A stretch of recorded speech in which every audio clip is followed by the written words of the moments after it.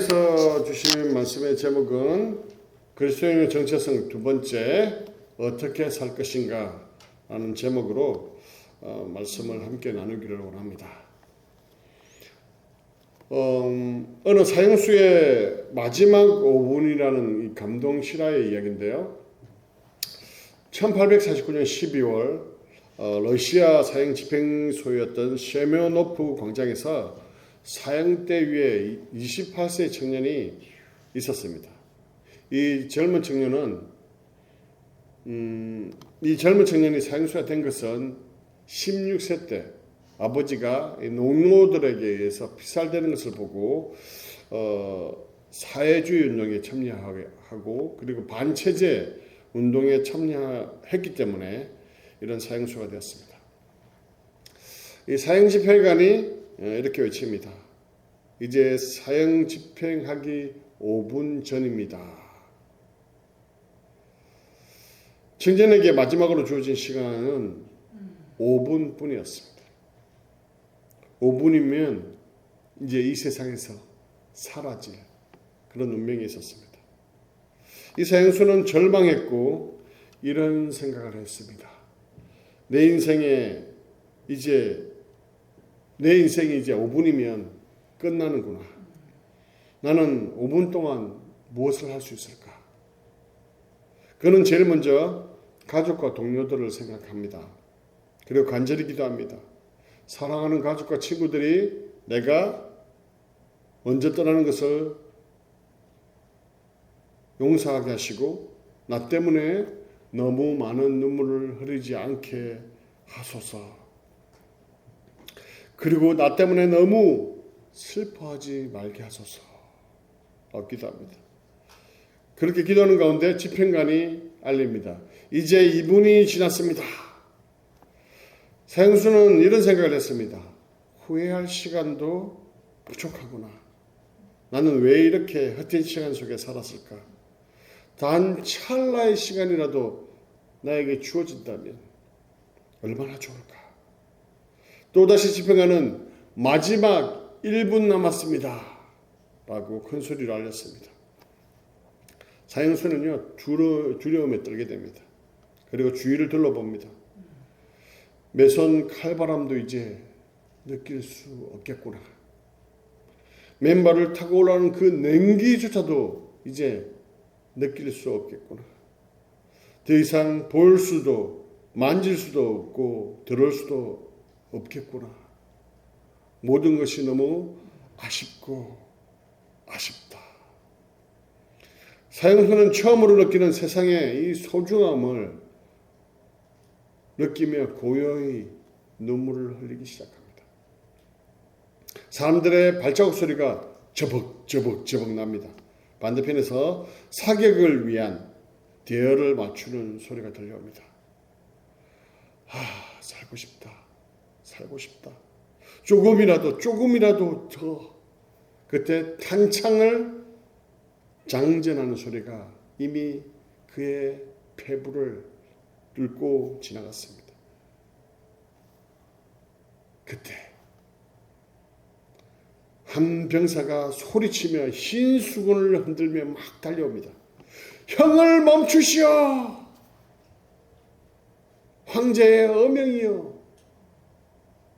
사형을 대신하여 유배를 보내라는 어명이요. 사형수는 그 죽음의 문턱 앞에서 극적으로 돌아올 수 있었습니다. 이 사람 누굴까요? 이상 불씨는 아시는 것 같은데 러시아의 대문호 죄와 벌을 썼고요. 그리고 카르마조프카의 형제들이라는 내용, 그리고 굉장히 또 여러 가지 유명한 명작을 남긴 발음이 안 되네. 도스토옙스키 그림을 보여주세요. 네, 이분입니다. 도스토옙스키. 발음이 어렵네요. 이 사람인데요. 죽음의 그 문턱 앞에 돌아와서 동생이 답답하게 편지를 썼어요. 뭐라고 얘기했냐면 지난해의 일들을 돌이켜보고 실수와 게으름으로 허송세월했던 날들을 생각하니 심장이 피를 흘리는 것 같다. 인생은 주님의 선물이고 모든 순간은 영원한 행복일 수 있었던 것을 조금 더 젊었을 때 알았었더라면 이제 내 인생은 완전히 바뀔 것이다. 다시 태어난단 말이다. 라고 이렇게 편지를 보냅니다. 죽음 앞에서 구원받은 이 도스토옙스키는 어떤 삶을 살았을까요? 오늘 본문의 말씀은요, 지난주의 말씀에 이어지는 말씀입니다. 지난주에는 그리스도인의 정체성이 뭔지 말씀을 드렸어요. 그리스도인의 정체성이 뭐라고 이야기했습니까? 한 주 지났는데 우리 영찬 집사님 입모양을 보고 알겠어요. 맞습니다. 만세전에 하나님께서 택하신 백성이라고 말씀을 드렸습니다. 이 택하심을 받았다는 것은 뭡니까? 썩지 아니하고 더럽지 아니하고 쇠하지 않을 그 유업을 이을 자가 되었다고 말씀드렸죠. 그리고 하나님의 그 능력으로 그 택하신 사람들은 보호하시고 지키신다고 말씀드렸습니다. 그렇죠? 거기에다가 우리가 읽지는 않았지만 그 중요한 말씀인데 1장 9절 한번 볼까요? 넘겨주세요. 시작. 믿음의 결국 곧 영혼의 구원을 받음이라. 죄로 인하여서 죽어야 될 그 자들이 구원받은 자가 되었다는 것입니다. 이게 우리의 그리스도인의 우리의 정체성이라는 것이죠. 정말 죽어야 될 그런 자였지만 구원받은 자, 택함을 받은 자, 그런 자가 되었다는 것입니다. 어떻게 이렇게 죄로 인해서 죽고 진노의 심판을 받고 죽어야 할 죄인이 이런 택함을 받을 수 있었을까요? 오늘 본문을 통해서 보기로 하는데 18절 한번 같이 읽겠습니다. 시작. 너희가 알거니와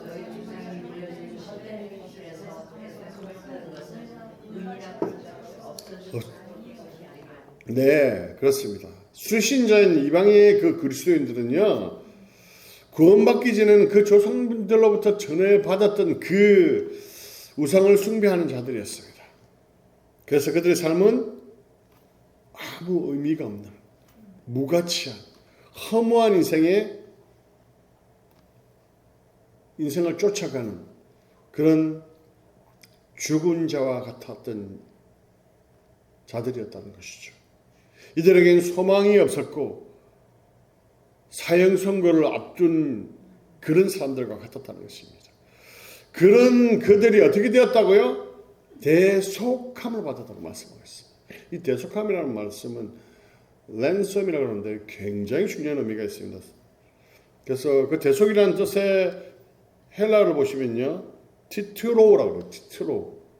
이게 뭐냐면 대속이라는 말씀은 뭐냐면 전쟁포로나 노예로 있는 사람을 몸값을 치르고 되찾아오는 것입니다. 공짜가 아니에요.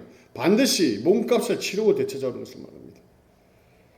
그런데 그 대속을 무엇으로 했다고요? 19절 보겠습니다. 시작. 오직 흠없고 점없는 어린 양 같은 그리스도의 보배로운 피로 된 것이다. 음이나 금과 같이 그냥 있다가 사라질 그런 무가치한 그런 것이 아니라 무죄하고 고귀한 그 그리스도의 피로 그렇게 했다는 것이죠.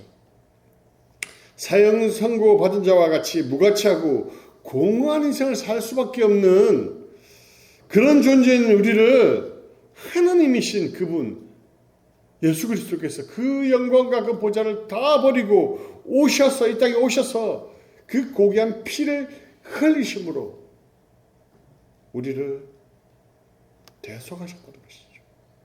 그 피 뿌림을 통해서 우리를 택하셨다는 말씀입니다.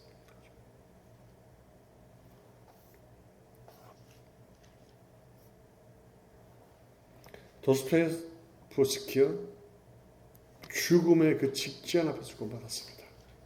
그리고 삶이 어떻게 됐습니까? 완전히 변화된 삶을 살았다는 것이죠.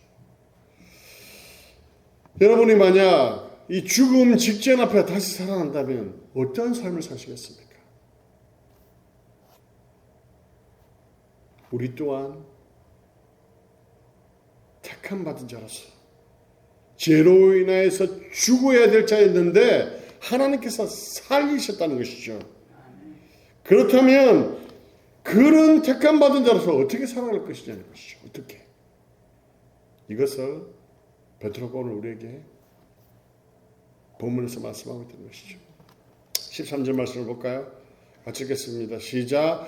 그러므로 너희 마음의 허리를 동이고 근신하여 예수 그리스도께서 나타나실 때에 너희에게 가져다 주실 은혜를 온전히 바랄지어다. 이 그러므로가 뭔 뜻이면 그러므로가 이게 결론을 나타내는 거잖아요. 앞에 그렇게 그렇게 택함을 받았다면 그러면 어떻게 살 거냐 말씀을 하고 있다는 거죠. 어떻게 하라고요? 마음의 허리를 동이라 이렇게 말씀하고 있습니다. 이 동인다는 건 뭡니까? 여행을 출발하거나 뭔가를 막 시작하기 위해서 긴 의복의 허리띠를 쫄라매는 것을 이야기합니다.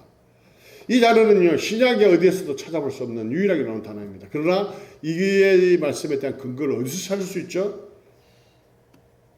출애굽기 6월절 사건 때 이스라엘 백성들이 허리를 동이고 6월절 어린 양의 고기를 먹은 말씀이 거기서 나온다는 것이죠. 거기서 그 의미를 찾을 수 있다는 것이죠. 급한 일을 당할 때 대비하는 경계의 태세를 이야기합니다. 동인다는 것은. 그리고 특히 육신의 허리가 아닌 마음의 허리를 동인다는 것은 매사에 긴장된 자세로 하나님의 음성에 귀 기울이는 그런 삶을 살아가야 한다는 것이죠. 왜 베드로가 이 수신자들에게 이러한 말씀을 주시는 것일까요? 우리가 배경을 살펴본 것처럼 로마의 대화재로 인해서 이제 폭풍과 같은 핍박과 환란이 이들에게 이제 몰려올 텐데 그 환란 가운데 허리를 동이고 준비하며 신앙으로 붙잡고 흔들리지 말라는 말씀이죠.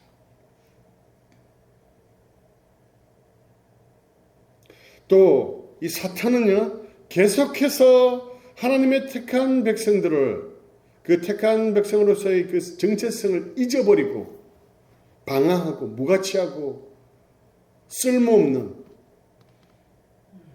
그런 삶을 살아가도록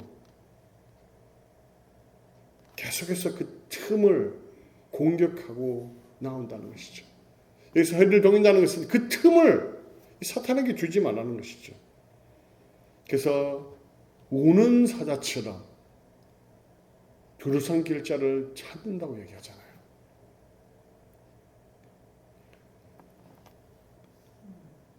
그렇기 때문에 우리가 그런 고난과 어려움이 닥쳐올 때에 체념이나 낙담하지 말고 주님 오실 그날을 바라보며 끝까지 이 길을 다람쥐라고 달려가라는 것입니다. 그래서 너에게 가져다 주실 그 은혜를 온전히 바라라. 그 마지막의 때, 그 재림의 때 주실 그 은혜를 바라보고 끝까지 포기하지 말고 달려가라는 것이죠. 또 하나의 중요한 단어가 나옵니다. 거기 보면 근신하여라고 되어 있죠.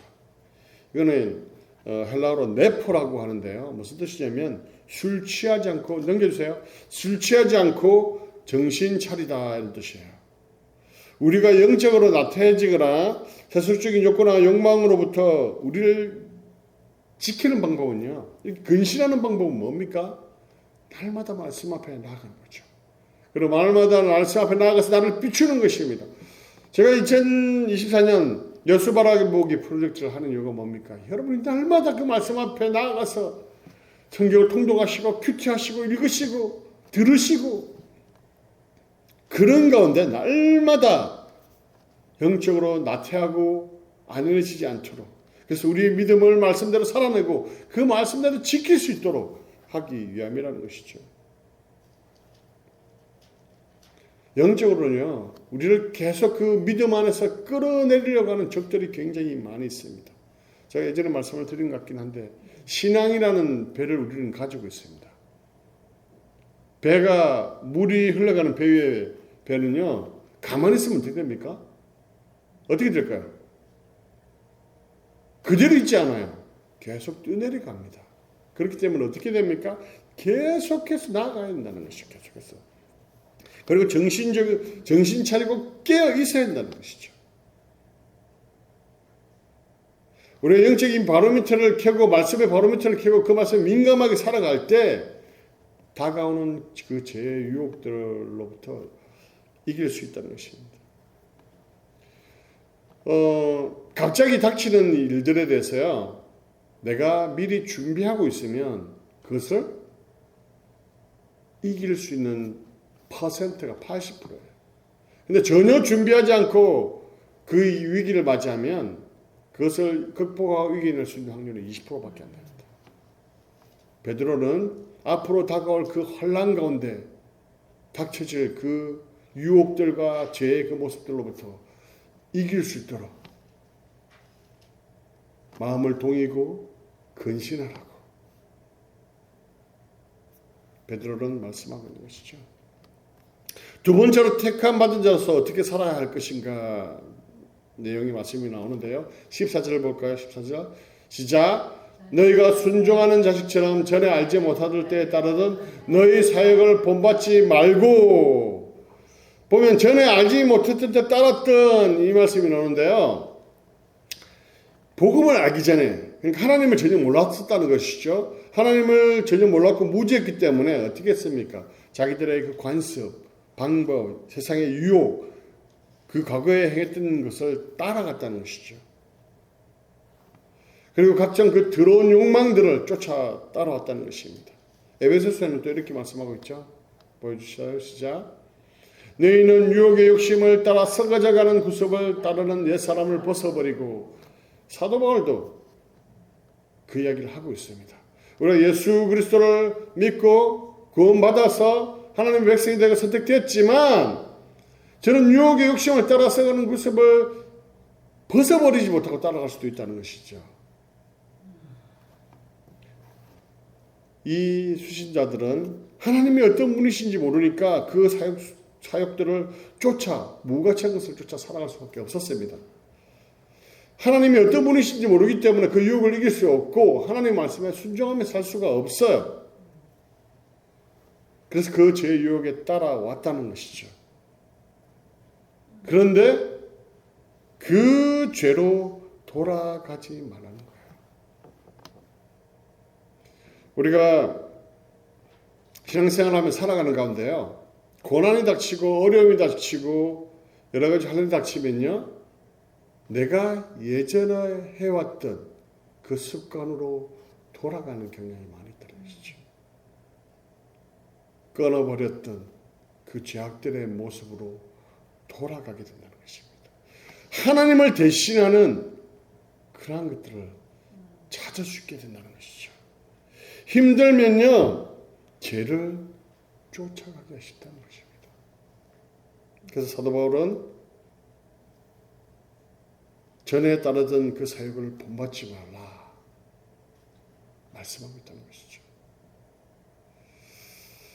명나라의 장수였던 서달이라는 사람은요, 유명한 예화인데 이 말이 꼭 일이 끝나고 나면 주막으로 갔습니다. 그러면 이 주인이 어떻게 하겠어요? 어쩔 수 없이 또 뭐 마시겠죠? 그래서 분명히 하지 말라고 몇 번 이야기했는데 말이 또 간 거예요. 어떻게 했을까요? 목을 쳐 죽였습니다. 단칼에. 우리가 하나님의 택함을 받은 백성으로서 살아감에 있어서, 우리 정체성을 가지고 살아감에 있어서 죄의 유혹이 안 올 수는 없어요. 왜냐하면 계속해서 인간의 본성을 가지고 있기 때문에. 그때 해야 할 게 뭡니까? 이 서달의 모습처럼 단호하게 잘라낼 수 있어야 된다는 것이죠. 그런 결단이 필요하다는 것이죠. 베드로서 1장 15절 읽겠습니다. 시작. 오직 너희를 부르신 거룩한 이처럼 너희 모든 행실에 거룩한 자가 되라. 뭡니까? 사도 바울은 거룩한 자가 되라는 거예요. 내가 택함 받은 자로서 이제 거룩한 자가 되라고 말씀하고 있는데요. 여기서 특별히 행실을 이야기하고 있거든요. 행실. 이 거룩이라는 것은 우리가 소위 이야기하면 영적인 측면만 생각해요. 말씀을 읽고 기도하고 뭐 이런. 그런데 기도를 많이 하는데, 성경을 많이 읽는데 성경 공부는 많이 하는데 삶 속에 뭐 저의 경험이기도 하지만 화를 많이 내거나 관계가 깨어지거나 과거의 죄의 습관을 여전히 가지고 있다면 이것은 영적인 거룩함만은 추구한 것이고 윤리적인 그 거룩은 무시하고 있다는 거예요. 말씀은 모든 행실에 거룩하라고 말씀하고 있거든요. 영적인 부분뿐만 아니라 윤리적인 그 부분에서 우리가 거룩해야 한다고 말씀하고 있는 것이죠. 왜 우리에게 거룩하라고 말씀하시나요? 16절 보겠습니다. 시작. 기록되었을 때 내가 거룩하니 너희도 거룩할지니하다. 누가 거룩하다고요? 하나님이 거룩하시기 때문에 그렇습니다.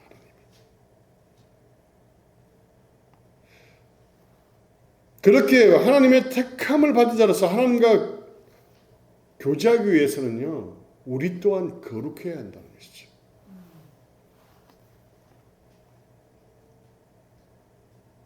우리가 죄의 유혹이 몰려올 때마다 하나님이 어떤 분이신지 알아야 돼요. 하나님이 그 어떤 분이신지 알아야지 이 죄의 유혹을 이길 수 있다는 것입니다. 거룩을 여러 가지로 정의할 수 있는데요. 저는 이렇게 정의하고 싶어요. 하나님이 좋아하시는 것을 하는 게 거룩이라는 거죠. 하나님께서 싫어하는 것을 안 하는 것이 거룩이라는 거예요. 우리가 하나님 택함을 받은 자로서 하나님과 교제하기 위해서는 우리의 거룩함이 필수적이라는 것이죠. 하나님이 거룩하시기 때문에 우리가 거룩하지 않으면 하나님과 교제할 수 없고 하나님과 함께 할 수 없다는 거예요. 시편 66편 18절을 보면 없습니다. 제가 읽어드릴게요. 내가 나의 마음에 죄악을 품었더라면 주께서 듣지 아니하시리라. 우리가 거룩하지 않으면 하나님과 교제할 수 없다는 거예요. 또한 하나님은 우리의 거룩함을 통하여서 하나님의 거룩하심을 드러내기를 원한다는 것이죠. 그리고 하나님의 택하신 거룩한 삶을 통해서 하나님의 거룩하심이 영광으로 드러나기를 원하신다는 것입니다. 그렇기 때문에 우리가 택함받은 자로서의 삶이 어떻게 한 삶이어야 될까요? 거룩한 삶을 살아야 한다는 것이죠. 우리가 하나님의 그 거룩하라는 그 명령에 참 순종하기가 쉽지 않습니다, 사실은. 근데 순종하며 나아갈 수 있는 방법은 뭡니까? 하나님 앞에 가까이 가는 거예요. 우리가 하나님 앞에 가까이 갈 때 하나님을 닮아서 거룩한 삶을 살 수 있다는 것이죠. 보세요. 성전. 성전이 왜 성전이죠? 하나님 계시니까 성전이죠. 하나님 안 계시면 그게 성전인가요? 아니죠. 자, 그러면 성물. 하나님께서 그 임재하고 계시니까 거룩한 거예요. 그리고 그렇기 때문에 하나님께서 가까이 있다는 것은 뭐예요? 우리가 거룩해진다는 것이죠. 하나님 없는 곳은 거룩함이 없기 때문에.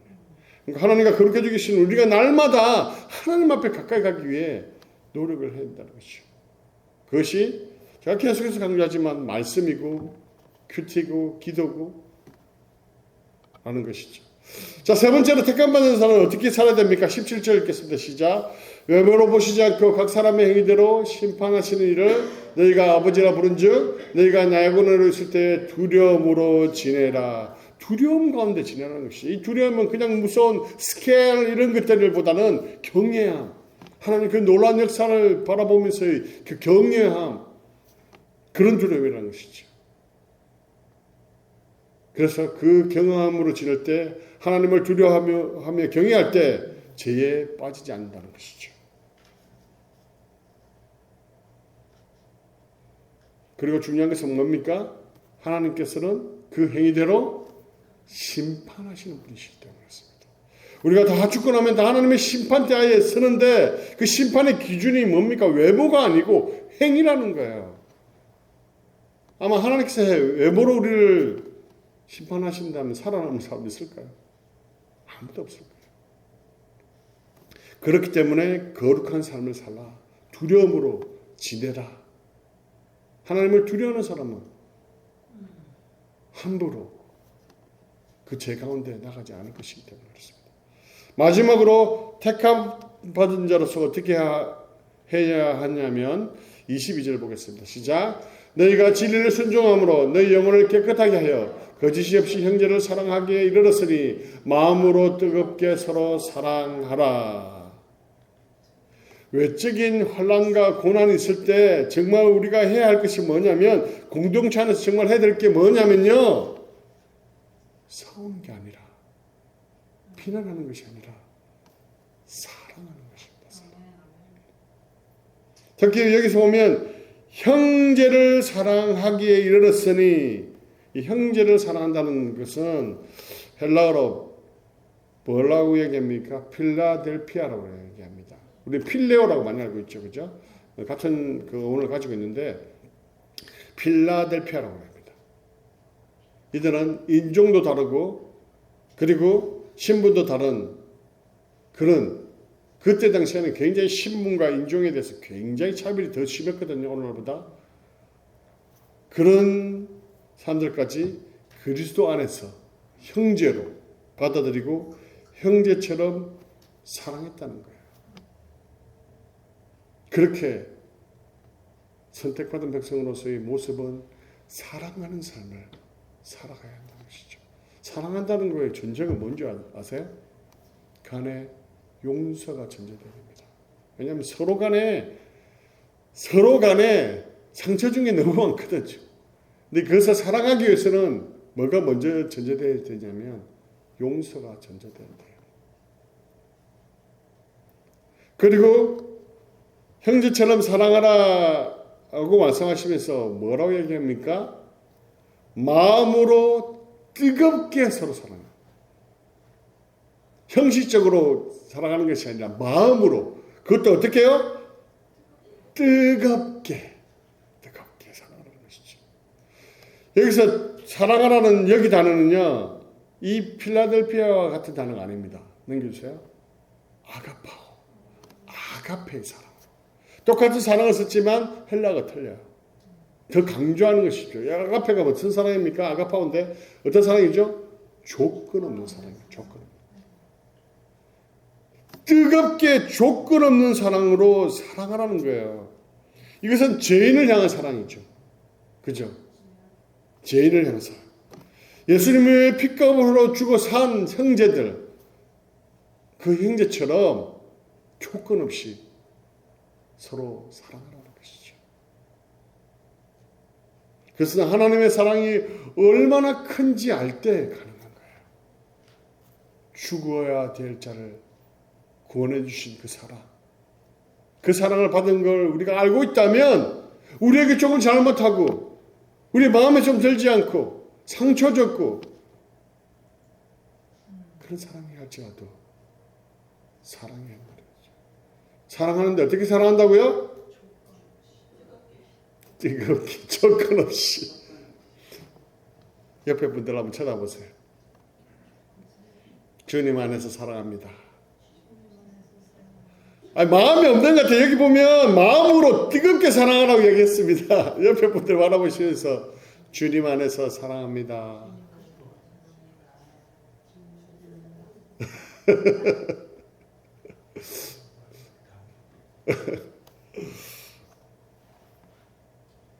뜨겁게 주님 안에서 서로 사랑하라. 이렇게 조건 없이 사랑하라고.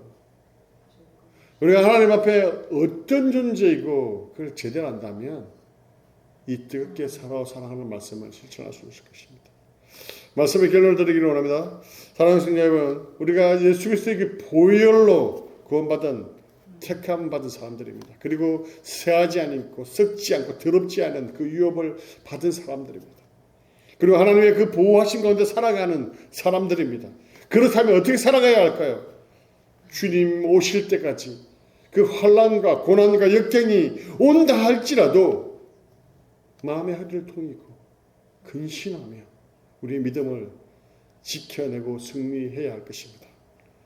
그리고 그 믿음 가운데 하나님을 닮아 거룩한 삶을 살아내야 할 것입니다. 그리고 무엇보다 서로 뜨겁게 사랑해야 할 것입니다. 세상이 점점 악해져 갑니다. 세상이 점점 믿음 무게가 흔들고 주님이 오실 때가 가까워졌다고 이야기합니다. 이때를 바라보며 우리가 마지막 주님 오실 그때까지 믿음으로 이 길을 끝까지 가시는 여러분 되시기를 주님의 이름으로 축원합니다.